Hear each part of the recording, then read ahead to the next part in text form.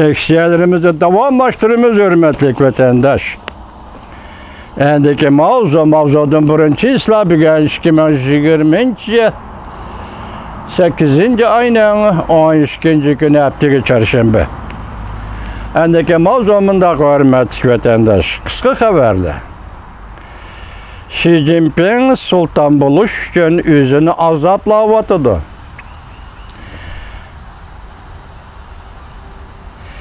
Kekirdektin elividi, boşap gitti. Cenub'nun səhəri gezeti yakında mındaq baş qıldı. Jonağa azatlıq armiyaga buyruq berib. Ot etişqi ruxsat yo'q dedi. Qağaz yolvasını körgende aylanıb ötüb ketenla dedi. Qağaz yolvasını Amerika'nı davatıda qoştırnaq çıqalaylı.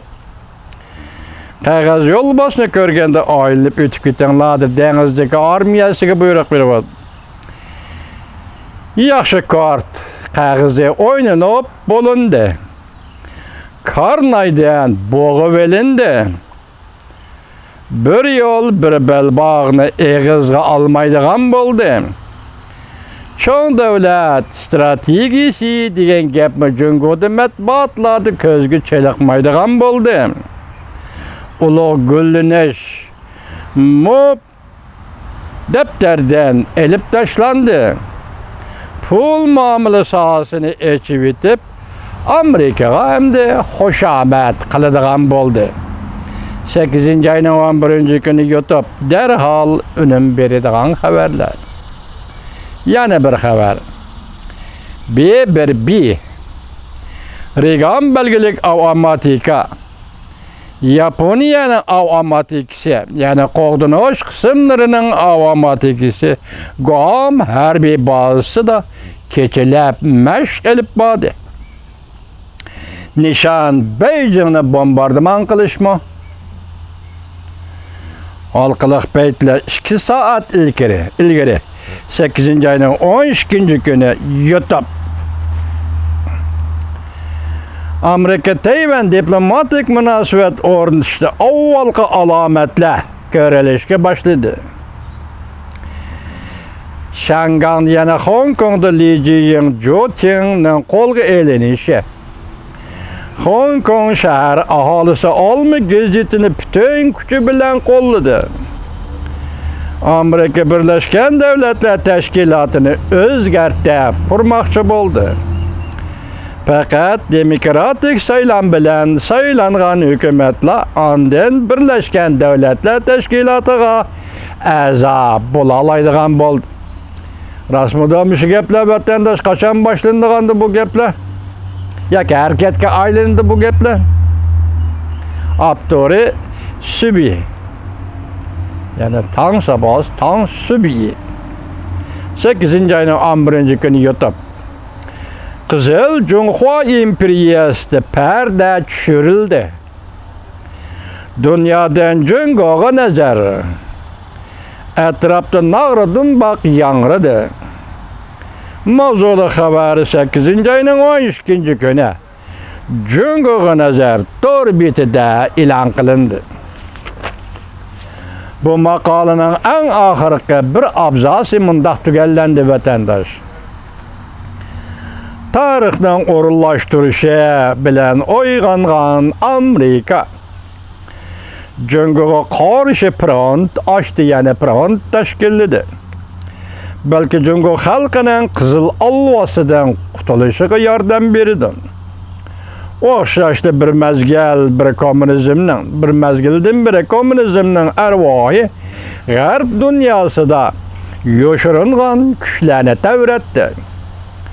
Amerika'da sosyalizmçiler, Antifa qatarlıq teşkilatlar toplanan qozğaş məqsədləri və yönelişini aşkarlıdır. Cümleden Avrupa'da bazı devletler, Avustralya karanlık içinde Kızılışqa yakınlaşkan sol çıkışlar.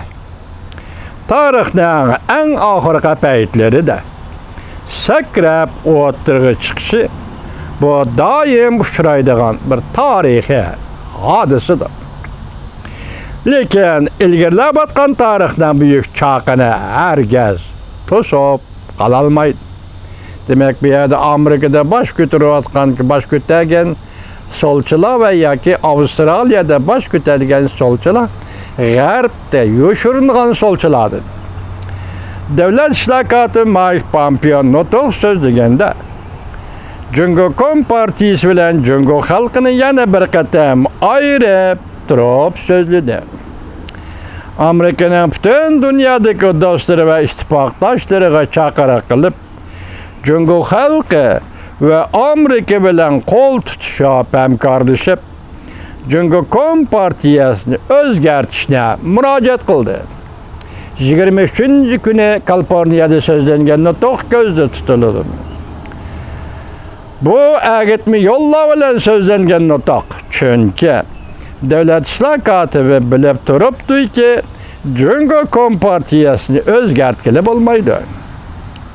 Buning ma'nosi, ya'ni o'zgartirish deganning ma'nosi Cungo Kompartiyasini yo'qotishdir. 90-yillar oxirlashgan dunyodagi eng chong sap-sovuq munosabatlar urushning bir tarafi, ya'ni ikkinchi tarafi. Demberi tarix ya'ni yaqinda bir burilishga kirib keldi. Cungo Kompartiyasi Qizil imperiyasi, Qizil xonadonlik Sovetlarga o'xshashlar tezlik bilan parda tushirdi. Bu tarixdan hukmidir. Zaman o'zgaryapti. Vaziyatni to'sib alg'ilib bo'lmaydi. Bu tarixiy o'zgarishdan harpisida sening adolatni yaqinlig'uchi adil matbuotlarning yenida turishing zarur. Yoki shuni tanlab olishing mumkin. Yani kichikgina bir abzasli xabar 8-oyning 12 kuni xabarda Cungo nimani xato qildi? Masalan, Cungo nimada xatolashdi? Amerika Cungoni tunjuqtirmoqchi bo'ldimi? Prezident Trump bundoq dedi. Xi Jinping va Cungo Kompartiyasini derhal yo'qtimiz yoki yo'qtimizmi?